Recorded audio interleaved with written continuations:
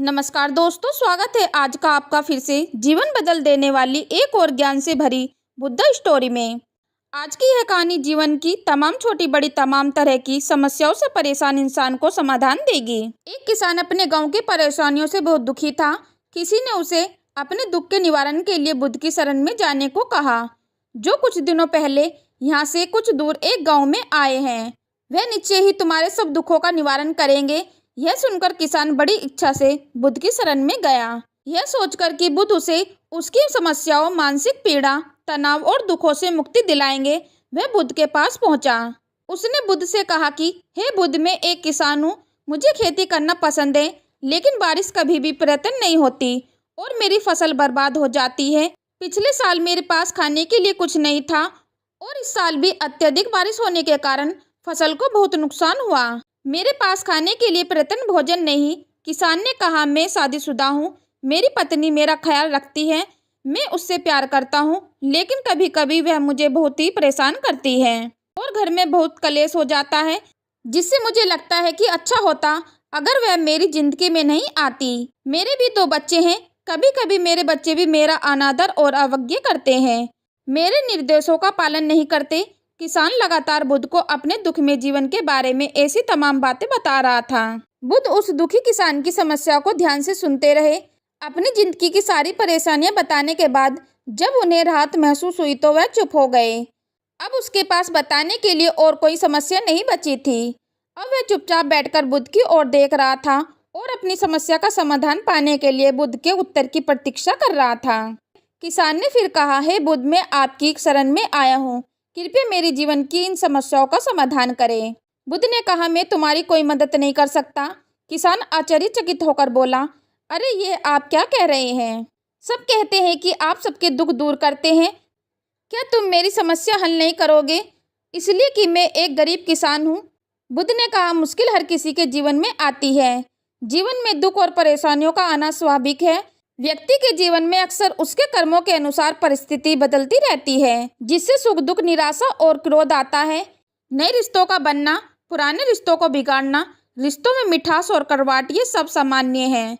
यह जीवन का हिस्सा है और यह जीवन का चक्र है। हकीकत तो यह है कि हम सभी के जीवन में 83 प्रकार की कठिनाइयां हैं।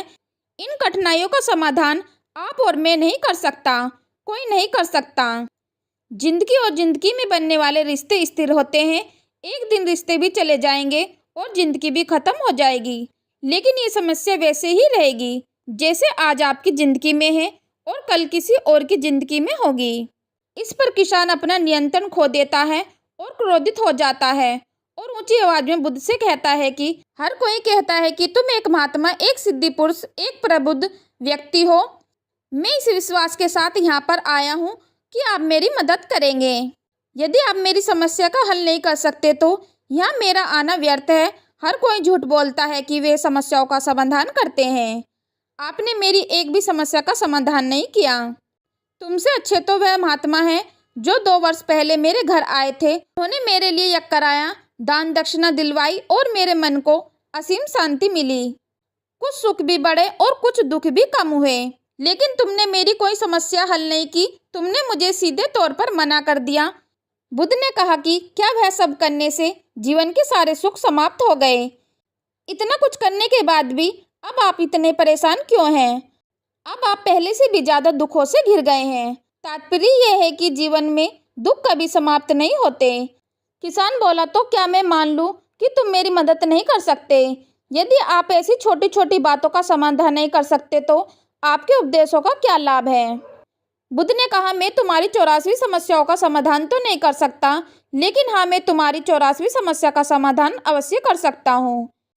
किसान आश्चर्यचकित हो गया और बोला, 84वीं समस्या क्या है?